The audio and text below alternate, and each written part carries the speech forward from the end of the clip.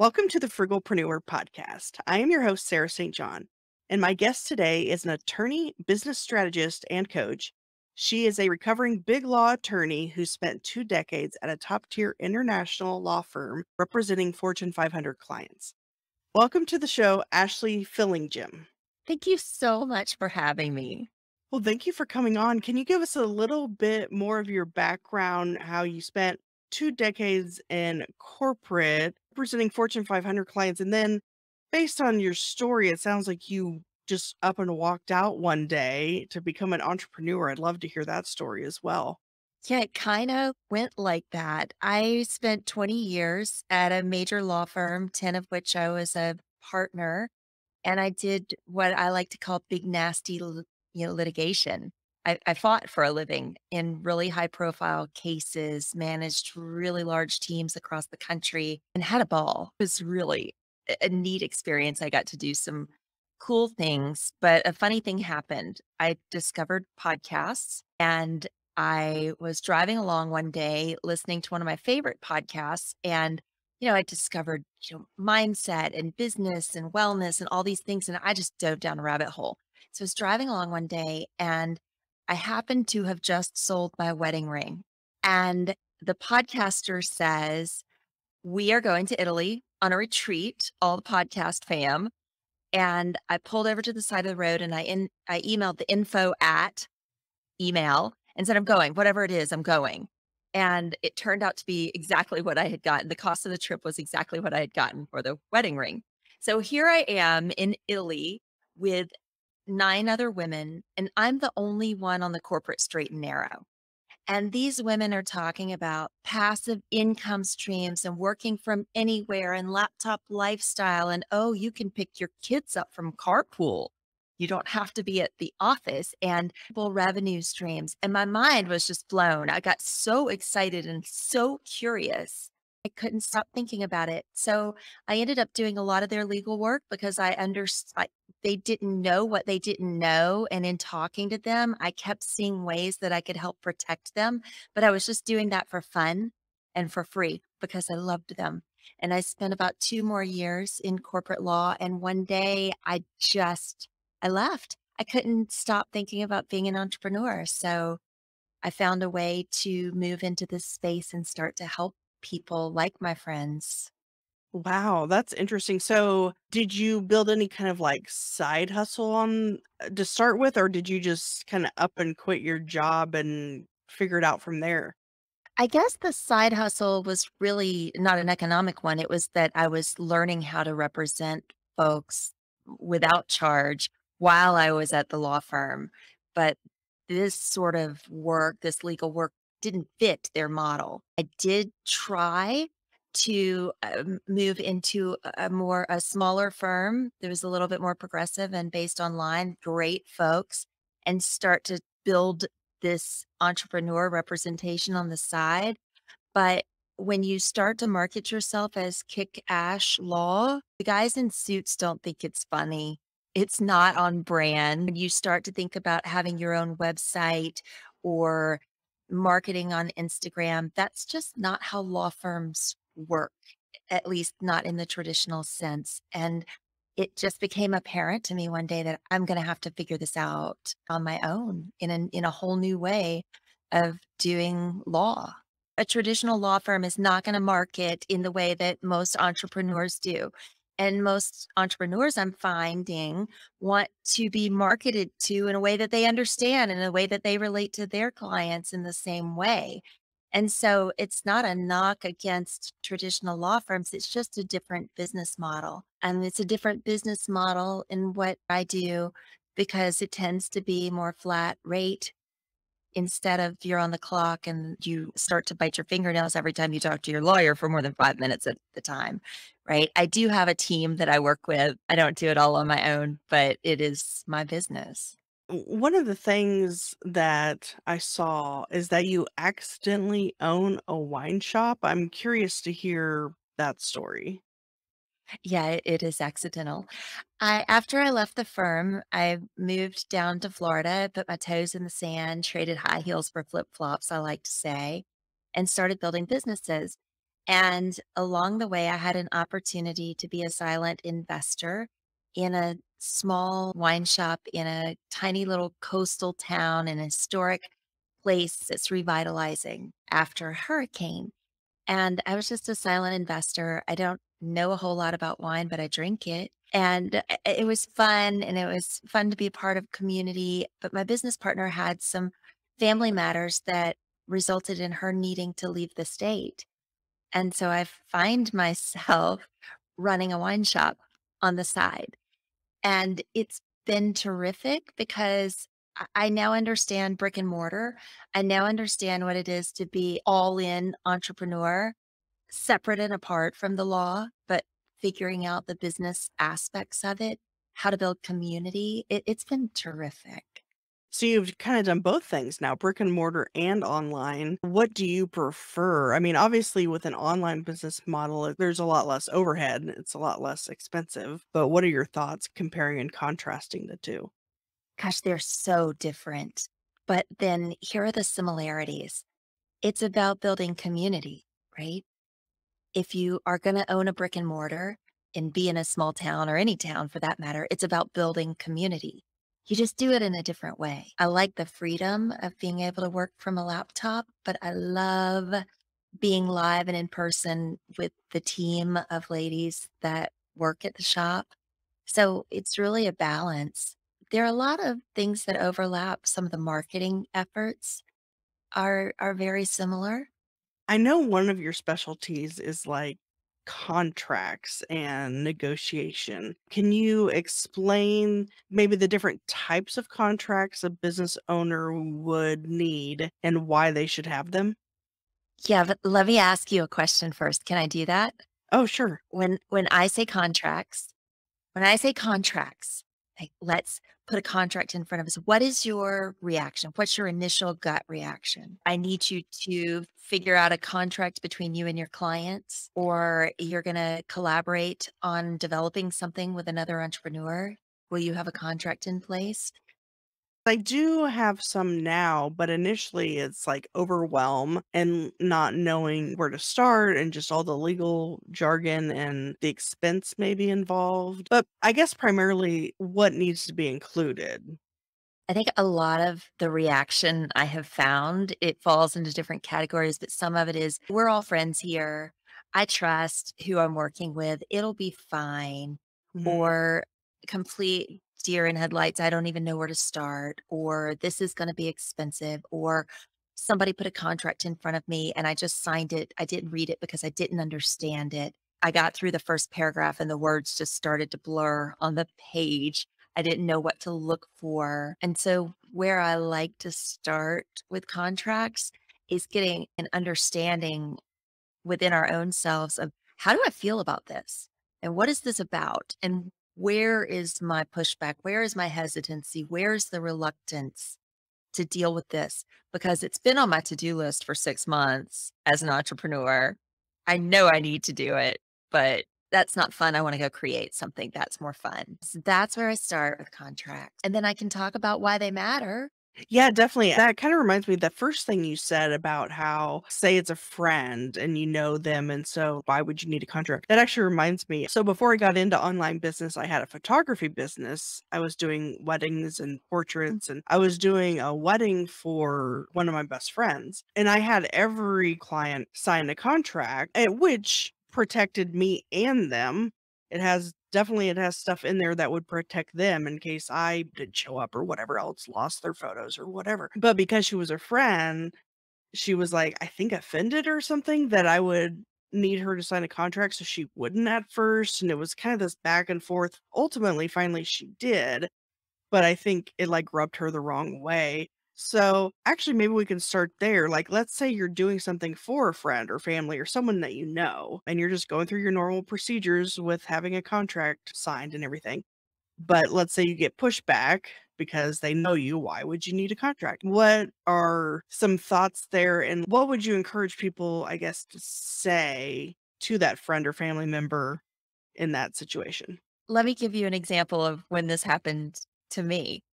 I was building out my lead magnet, and I am not skilled in the art of making it pretty, making it look amazing. So I called my friend who runs a company that manages that sort of thing for entrepreneurs. And I said, "Can you do this for me in a hurry? I'm on a deadline." And she said, "Yes, I'd be really happy to get started on that for you. It's going to cost this much, and I'll send you a contract." We're friends. And she knows me. She knows I'll pay, but she handled it like a boss and a businesswoman. And at the end of the day, we are running a business and we are owners. And I think it's worthwhile stepping into that role as an owner. And if somebody is pushing back, then that should be a red flag. I'll give you another example. I had a client early on who was looking to start a business with a friend of hers, and they were so excited about it. And she was really reluctant to put this contract in front of her friend. And I said, "Look, this is a contract is an act of love. It's a friendship preserver. These are things you need to talk about before you go into business." Got her to put it in front of her friend. They sat down, they talked it through. It became apparent that under no circumstances were they going to be able to agree on how to work together. And they chose to scrap the business idea and maintain the friendship. And they're still friends today because they talked about it on the front end. So I like to say, and if somebody pushes back on you that is a friend, you can say to them, "Look, contracts are a relationship builder and a relationship preserver. They're going to build our relationship on the front end because we're going to talk about how we're going to work together. And they're going to preserve it on the back end so that if there's anything that happens between us, we have something to go back to take the emotion out of it and go back to the black and white." That's a good point, and I think I tried to point out that it saves not just me, but them. It's a hard conversation because you know how I asked you, how do you feel about a Mhm, contract?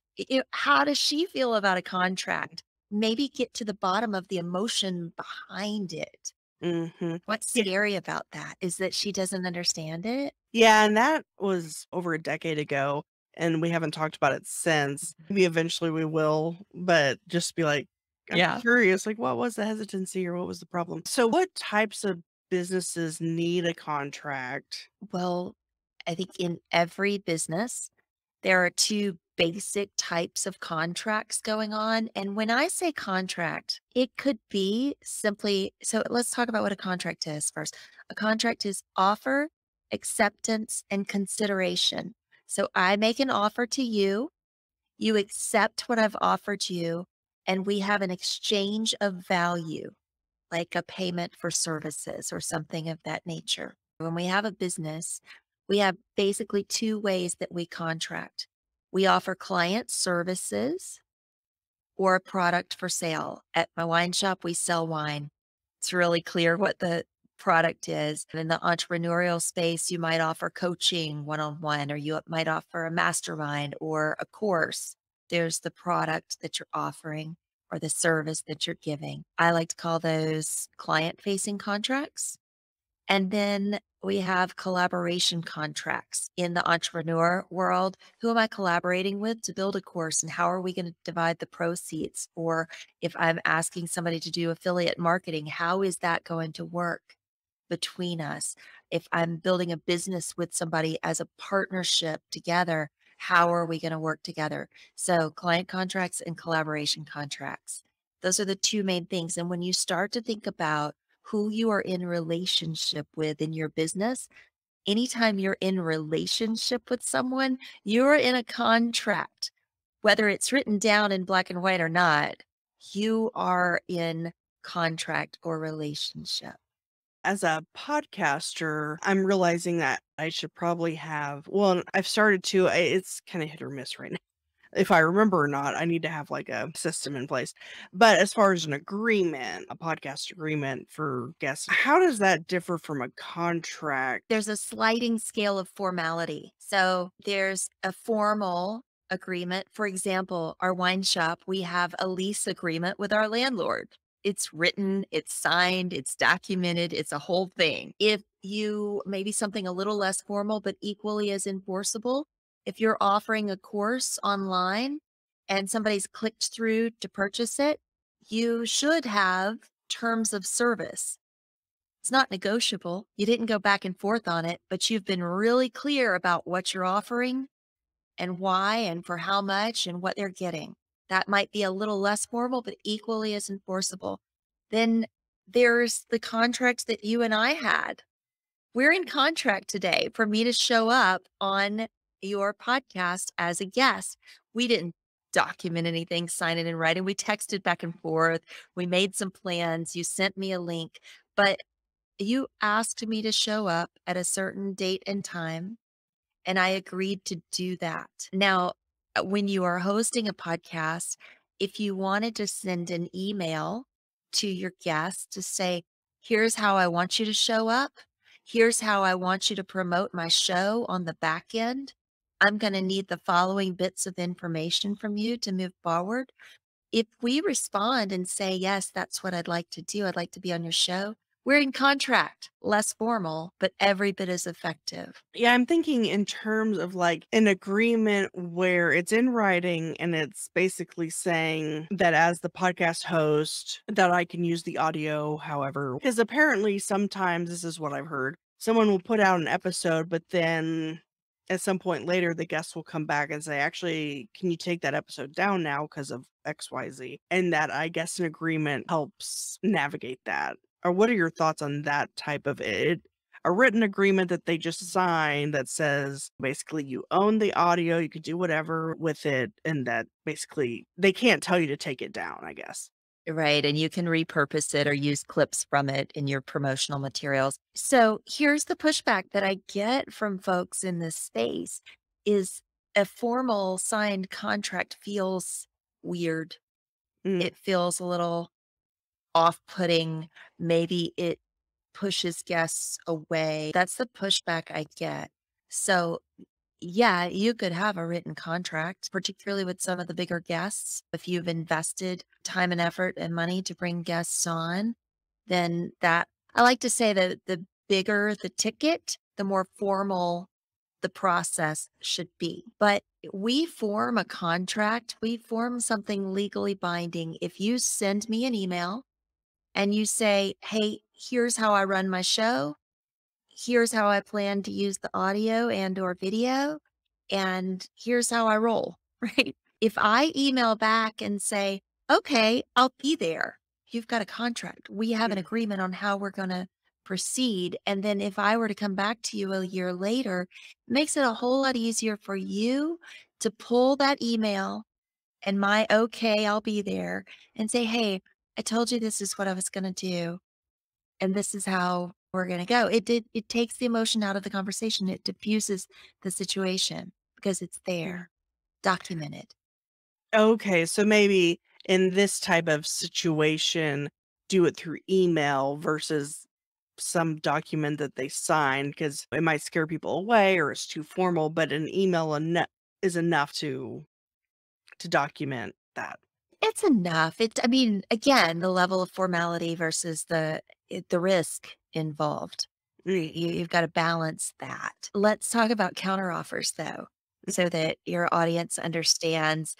Okay, let's say that you sent me an email that said, here are the following 5 ways that I manage my podcast. And if you are in agreement with these, I would love to have you on. Please respond that you accept this.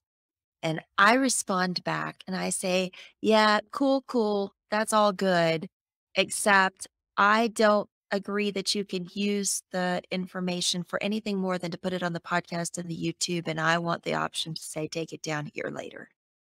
That's a counteroffer. That's not an agreement because we're not fully aligned in how we plan to go forward. At that point, it's up to you to decide if you want to proceed under what I've proposed. If you want to accept those limitations, if you say, okay, in this one instance, I'll agree to that, I'll make an exception for you. Let's move forward as you've presented. Then, if an issue were to come up a year later, you've got the documentation that says this is how we agreed to proceed. Is that mm. helpful? Yeah, I hadn't even thought about that before. So is that kind of like contract negotiation, basically? You've gone back and forth. You understand when you are in complete agreement about how things are going to move forward, then go forward and you've got clarity. But if there's a pushback, then go back and forth until you get real clarity. I would say that if you are a podcaster and you have sponsorship agreements and you are receiving money in exchange to promote somebody's product on your podcast. If it were me, I would want that in a more formal, documented situation because there's money going back and forth.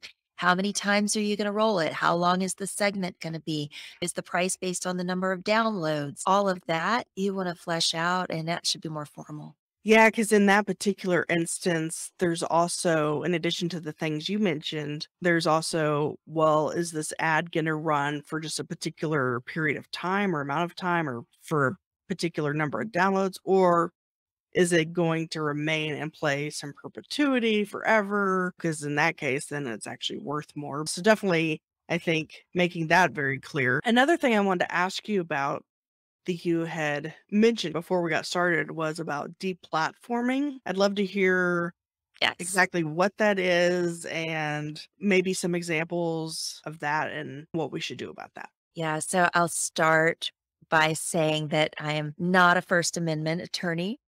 But I got curious about this when a friend of mine, actually the one that hosted that trip to Italy that turned my world upside down and landed me in the entrepreneur space, she had a podcast going where she was talking about vitamins and vegetables having healing properties, not as an alternative to cancer treatment, but as a supplement to cancer treatment. Vegetables might be good for us, basically, was Mhm. what she was saying. And she got a notice from the platform, I won't name it, on which she housed all of her courses, where she received payment from her client, where she had her entire email list. They said, "You're done. We're shutting you down for spreading misinformation." Now, who at a technology company decides that discussions about vitamins and vegetables are misinformation and reads peer-reviewed studies and that kind of thing? I question that. But she was in a pickle because her entire business was set up there. Okay. And she called me just really upset, saying, "My First Amendment rights have been violated." I said, "Girl, no, your First Amendment rights have not been violated." "Yes, they have." "No, they haven't." Back and forth for a little while. "Well, your First Amendment right to free speech is with respect to the government, not passing laws, with certain exceptions, not passing laws to shut you down and inhibit your speech. That's the government. But when you're on a platform, when you build your business on somebody else's space, whether your courses, your podcasts are aired on different platforms, you are building a house on rented land. And you need to be prepared for somebody to take issue with even the most innocuous thing and be able to be nimble enough to have your content handy and move it. Have it somewhere else stored other than that platform and be able to move it. Otherwise, it's very costly, it's inefficient, and it shuts your business down. I know people who, instead of having a website, they'll have a Facebook page, and it's good to have a Facebook page and all the social medias and all this stuff. But that's where all their customers are. That's where people find them. That's where they post their pictures and all this stuff. And think in this day and age, first of all, you should have a website. Not that that couldn't get potentially shut down, though. I don't know. I use WordPress. The website belongs to you, but the email list, let's say you're running the email list through a CRM. Hmm. I would suggest that periodically you pull that email list down and store it on a hard drive somewhere. Oh, okay. I Yeah. was thinking because people say you own your email list, but I mean, if you're using some third-party software to send out your emails and all of this stuff, technically, do you really own it? So that's a good idea to every now and then, maybe once a month or something, export your email list in a spreadsheet or whatever, so that if that happens, you can then go to a different platform. And then, yeah, definitely, I think having a website versus just a Facebook page or whatever, because Right. not only the potential of being shut down for no good reason, I mean, the platform itself, whatever platform it is, could shut down. I mean, that happened to MySpace, although I think it's actually still there, Yeah. but it's not the same type of thing. Plus, the algorithms in different platforms are always changing, so people aren't even seeing your stuff. So I definitely agree on that as well. Now, as far as courses go, I had never heard of a course platform shutting you down. So that's good for me to know too, because I'm actually working on a course right now. So I need to make, not that I wouldn't do this, but I need to double check and make sure all my videos and this, that, and the other is saved somewhere else as well. Do you recommend like just a Dropbox or Google Drive or even, I guess, maybe the hard drive on your computer or maybe multiple places? I would put it in more than one place. I would just have it at the ready because what my friend faced, very talented entrepreneur, successful entrepreneur, but that information over years of time is in different places. So if as you start to upload it to a platform, just also duplicate it into some place that is a backup space for you so that if goodness forbid you have to at a moment's notice change it over to a different platform, it's all right there. Otherwise you've got to stay on that platform, download it, grab it, put it up on another one. And the quotes that she got for having to do that were in the thousands and thousands of dollars. Hmm. Or you do it yourself and you shut yourself down for a very long time. And okay, a lot of the folks listening might be course creators. Did you promise your audience lifetime access? If you did and you shut down, what do you do? Where does it go? How do you get in touch with them to let them know that it's changed? It's a scary world, but it's a lot less scary if you plan for it. And from a company perspective, because, I represented companies for a long time. And I tell clients who have platforms of their own, websites of their own, to have terms and conditions of use in place. This is my platform. This is my sandbox. Here's how we're going to play in it. And if everybody doesn't play nicely, I will take you off. So it's just good business for companies to have these in place. How they apply it is hard to anticipate, but there's no negotiation when you sign onto a platform, right? You Mhm. accept what they've got to offer. Mhm. So I'm saying just bubble wrap yourself. Plan Mhm. for the unexpected. And so how do you, I guess, now help entrepreneurs? You have sandstarlaw.com. Is that the place that people should go to if they want to learn more about you and working with you? And I know you had mentioned earlier that you're working on a course as well that isn't out yet. Yes. Yeah. Okay. So I do legal work through sandstarlaw.com. You can find me there. There's a lead magnet there that are the 5 basic legal foundations that every entrepreneur needs to have in place. And it walks through those. It's just a good checklist to have in your back pocket. But in the meantime, what I have learned in the little while I've been representing entrepreneurs, and you and I talked about this, is entrepreneurs want to figure it out for themselves. They don't always want done for you. And I think it is a great idea for an entrepreneur to want to be an owner of a business who understands the ins and outs of the legal pieces of their business so that they can manage some of that on their own without an attorney. And so I'm developing a course launching soon to just empower folks to understand the legal basics, to understand how to negotiate a contract, to understand the 10 things you really need to look at if somebody puts a contract in front of you. What are the pitfalls? What are the negotiation strategies? How to move through that so you don't need a lawyer, but you haven't just grabbed a form off of the interwebs and thrown your name in there and your business name and don't understand what you're putting in front of folks. Yeah, that sounds like a really helpful course. I might have to take that when it becomes available. So I guess people can go, they can get the lead magnet, and then when the course comes out, they'll probably be notified if they're interested in that. That and follow me, hang out with me on Instagram at Kickash Law.